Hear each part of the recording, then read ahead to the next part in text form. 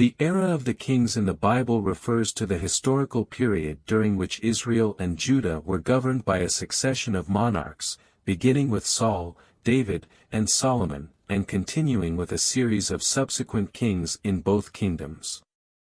Succession of kings. The era of the kings begins with the transition of Israel's government from a system of judges to a monarchical system, with the selection of Saul as the first king of Israel. After Saul's death, David succeeds to the throne and establishes the Davidic dynasty, followed by his son Solomon. After Solomon's death, the kingdom is divided into two, the kingdom of Israel in the north and the kingdom of Judah in the south. Dynasties and divided kingdoms. After Solomon's death, the northern tribes, led by Jeroboam, rebel against the house of David and form the kingdom of Israel, while the tribes of Judah and Benjamin remain loyal to the Davidic lineage, forming the kingdom of Judah. This results in the division of the people of Israel into two separate kingdoms, each with its own lineage of kings. Prophets and divine messages. During the era of the kings, prophets play a crucial role, conveying God's messages to the kings and the people, often denouncing idolatry, injustice, and unfaithfulness. Notable prophets include Elijah, Elisha, Isaiah, Jeremiah, and many others who proclaimed the word of God and warned about the dangers of disobedience. Reforms and idolatry. Throughout the history of the kings, we see an alternation between kings who seek to follow God's ways and promote religious reforms, and kings who stray from exclusive worship of God, allowing idolatry and corruption to infiltrate the kingdoms. This struggle between faithfulness and unfaithfulness is a recurring theme in the biblical accounts. Consequences of disobedience. The disobedience of the kings and the people often results in divine judgment, including invasion by foreign nations, deportation of people, and ultimately the destruction of the kingdoms of Israel and Judah and the exile of the people to Babylon. In the Bible, various kings are highlighted for their significant roles in the history of Israel and Judah, whether for their notable achievements, spiritual leadership, or challenges faced. Here are some of the main kings highlighted in the Bible. David. David is one of the most prominent figures in the Old Testament. He was anointed by Samuel as king of Israel and is known for his skills as a warrior, musician, and poet. David is remembered for his faith in God, his victory over Goliath, his just reign, and the promise of the Davidic covenant, which established an eternal royal lineage. Solomon, son of David and Bathsheba. Solomon is known for his exceptional wisdom, especially demonstrated in the judgment between the two women disputing the motherhood of a baby.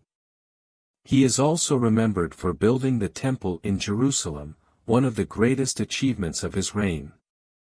Saul was the first king of Israel, chosen by God through the prophet Samuel. Although he began his reign with promise, his disobedience led to rejection by God, and Saul faced a tragic death in the Battle of Gilboa. Jeroboam was the first king of the kingdom of Israel after the division of Solomon's kingdom. He is remembered for instituting idolatry and the worship of golden calves, leading the people of Israel into apostasy and away from God.